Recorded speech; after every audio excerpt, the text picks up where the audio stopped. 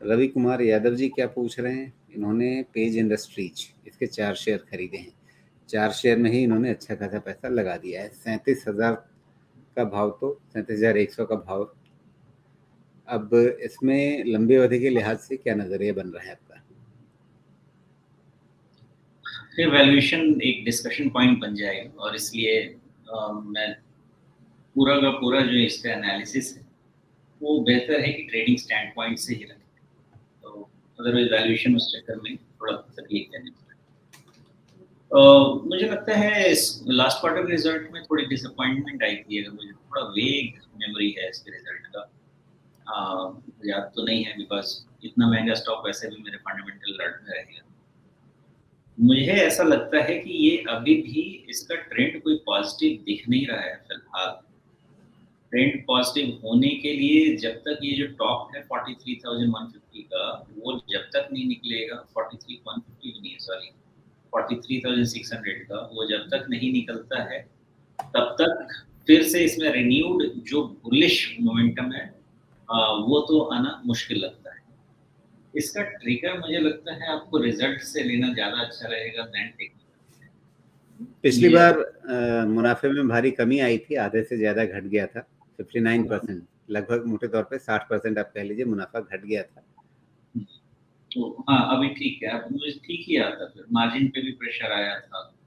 तो इसलिए इसका ट्रिगर मुझे लगता है कि जो इसमें फीलर आ गया है, नेगेटिव फीलर आ गया है, उसको निगेट करने के लिए अच्छे रिजल्ट की बहुत ज्यादा जरूरत होगी। तो इस रिजल्ट में मुझे लगता है मार्जिन प्रेशर तो ईज हो जाना चाहिए, उस पे तो मुझे बहुत ज्यादा डिस्कम्फर्ट नहीं। लेकिन सेल्स और प्रॉफिट में क्या ग्रोथ होता है वो आपके स्टॉक प्राइस ट्रैजेक्टरी को डिफाइन करेगा। इसलिए टेक्निकल्स में अगर बेंचमार्क रखो लास्ट क्वार्टर का रिजल्ट और उसके बाद एनालाइज करो तो स्टॉक वीक है। लेकिन सोमेश, यहाँ पे सिर्फ ऐसा नहीं है कि ये कोई वन टाइम अफेयर था कि एक बार को मुनाफे में कोई ऊंच नीच हो गई। मैं इसके आंकड़े अगर पिछले कुछ तिमाहियों से लगातार देखूं, आपके सामने रखता हूँ। इसके मुनाफे के आंकड़े कैसे बदले। जून 2022 वाली तिमाही में, अप्रैल जून में 207 था। उसके बाद सितंबर तिमाही में घट के 162 हो गया। फिर अगले दिसंबर तिमाही में 124 हो गया। अब ये 78 हो गया। 59% तो वाई ओ वाई देखा हमने, लेकिन एक सिक्वेंशियल आपको ट्रेजेक्टरी भी दिख रही है कि लगातार इसके मुनाफे में कमी आ रही है। और सिर्फ ऐसा नहीं है कि नेट प्रॉफिट घट रहा है, आप इसका अगर आप ऑपरेटिंग प्रॉफिट देखें तो वहाँ भी आपको सेम ट्रेंड दिख रहा है, उसी तरह का बिल्कुल। आपको प्रॉफिट बिफोर टैक्स में भी वैसा ही ट्रेंड दिख रहा है। मतलब ये नहीं है कि कहीं पर कोई किसी एक चीज, किसी फैक्टर की वजह से आपको आंकड़े ऐसे अचानक नजर आ गए हैं और उसके बाद ठीक हो जाएंगे। ये एक ट्रेंड है। देखिए, इसको एनुअलाइज बेसिस पे आप देखेंगे ना, अगर मान लीजिए कि थोड़ा और सीजनैलिटी यहाँ तक कि बिल्कुल टॉप लाइन जो है वो सेल्स के आंकड़े भी आपको उसी ट्रेंड में दिखेंगे। तो सेल्स ठीक है, देखिए सेल्स ऑन एन एवरेज आप देखेंगे तो इतने बड़े नहीं, सेल्स का कंपनी ही का आंकड़ा आप वही देखिए ना, 1341 करोड़ रुपए, फिर 1255 करोड़ रुपए, फिर 1223 करोड़ रुपए, फिर 969 करोड़ रुपए। सिक्वेंशियली मैं बात कर रहा हूँ। तो मतलब ये सिक्वेंशियली लगातार आपकी बिक्री भी घट रही है, ऑपरेटिंग प्रॉफिट भी घट रहा है, नेट प्रॉफिट भी घट रहा है। आपको तो सेल्स का सीएजीआर एक्चुअली देखना पड़ेगा थोड़ा लंबे समय पे जाके। तो 5 साल के आसपास का, बीच में एक आधा 2 साल खराब आता है, ऐसा नहीं आता है।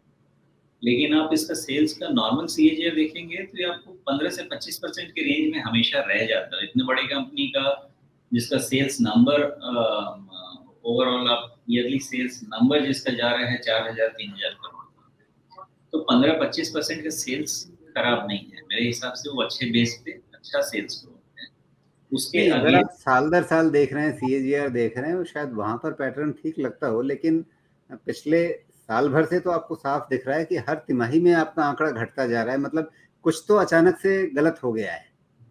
तो वही है ना, वहां पे आपको प्रोडक्ट डिमांड इश्यू दिख रहा है। तो इसीलिए जो वैल्यूएशन अच्छे प्रीमियम का पहनने बंद कर दिए क्या? हो गया है, वैल्यूएशन प्रीमियम क्यों कम आ रहा है लास्ट क्वार्टर के रिजल्ट के बाद, धड़ाम से प्राइस क्यों गिरा? इसीलिए कि आपके ना सेल्स मैनेज हो पा रहे हैं, ना उसके अगेंस्ट प्रॉफिट मैनेज हो पा रहे हैं।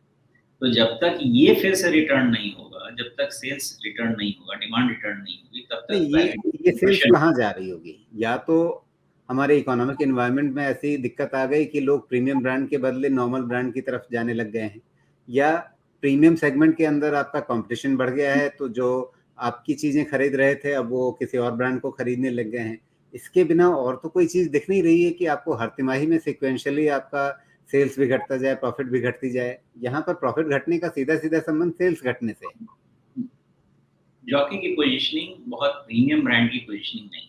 जॉकी की पोजीशनिंग एक, आप ये कह सकते हैं कि अबव मीडियम है या सब प्रीमियम है। प्रीमियम अगर हम जाएंगे, जो इनके प्रोडक्ट प्राइसिंग है, इनरवेयर के जो प्राइसिंग है, वो लोअर रेंज में ही है, नॉर्मली मॉडरेट रेंज में है, 300, तो 400, जो 500। चीज, जो लोग ये सब आपके सामान खरीद रहे थे, या तो वो ऊपर चले गए हैं वैल्यू चेन में या नीचे आ गए हैं। इन्हीं दोनों में से कोई एक चीज हुई होगी। आपका सामान नहीं खरीद रहे हैं, ये बात तो एस्टेब्लिश है ही आंकड़ों में ना।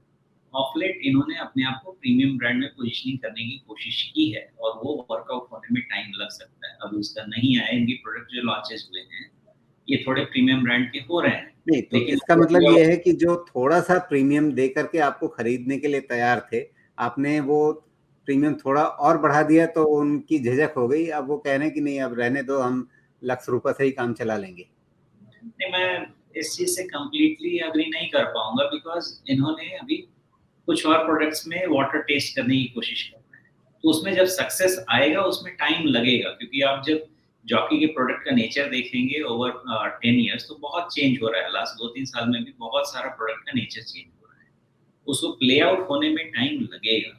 मोस्टली जॉकी में सबसे खासकर जो पेज इंडस्ट्री से जॉकी ब्रांड निकलता है, इसमें सबसे अच्छी बात क्या है कि इनकी प्राइसिंग जो होती है वो वैसी होती है कि बहुत एग्जॉर्बिटेंट प्राइसिंग नहीं होती है। अगेंस्ट जो प्रोडक्ट होता है उसकी वैल्यू डिलीवरी की प्राइस होती है, तो सम फाइंड सक्सेस हो जाता है। बट फिर भी इनका प्रोडक्ट और सेल्स का इशू नहीं रहेगा यहाँ पे, मेरे हिसाब से आगे जाके जा मेन रहेगा कि अब सेल्स जब मॉडरेट होंगे, थोड़ा वैल्यूएशन प्रीमियम वो लॉकडाउन और ये सब वाले चक्कर में भी आ गया था, अब वो वैल्यूएशन प्रीमियम नॉर्मलाइज होने का है। तो मुझे नहीं लगता कि सेल्स बहुत डिसअपॉइंट करेगा। आगे जाके मॉडरेट होगा, जो कि एक्सेसिव जा रहा था वो थोड़ा सा मॉडरेट होगा, इसमें कोई डाउट नहीं है। और उसी दिन वैल्यूएशन प्रीमियम मॉडरेट होंगे, लेकिन वो अच्छी बात है। जो अब नॉर्मल वैल्यूएशन मिलने लग रहा था, वो मॉडरेशन होना मेरे हिसाब से अच्छी बात है। जी, चलिए, फिलहाल मतलब मेरी नज़र तो इसी पे रहेगी कि ये सिक्वेंशियली, ये जो लगातार इसकी बिक्री घट रही है, इसका मतलब है कि इसके ग्राहक किसी तरफ तो छिटक रहे हैं, या तो ऊपर की तरफ भाग रहे हैं या नीचे की तरफ भाग रहे हैं। नहीं, ये इनके साथ ही नहीं हो रहा है, ये रूपा के साथ भी यही हो रहा है, अदर ब्रांड्स के साथ भी यही हो रहा है।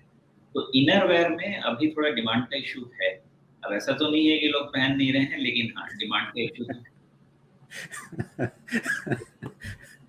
जी, हमारे देश की आबादी भी नहीं घटी है। हाँ, सही बात है। नंबर 1 हो गए हैं, नंबर 1 हो गए हैं आबादी के मामले में, तो देश में, मतलब दुनिया में नंबर 1 हो गए हैं। तो कुछ है जिसको ठीक से फिगर आउट करने की जरूरत है। बहरहाल, तब तक सोमेश जी ने जो लेवल्स बताए हैं उनका ही ध्यान रखिए और उसके हिसाब से चलिए। फिलहाल अभी और क्या कहा जाए इस पर।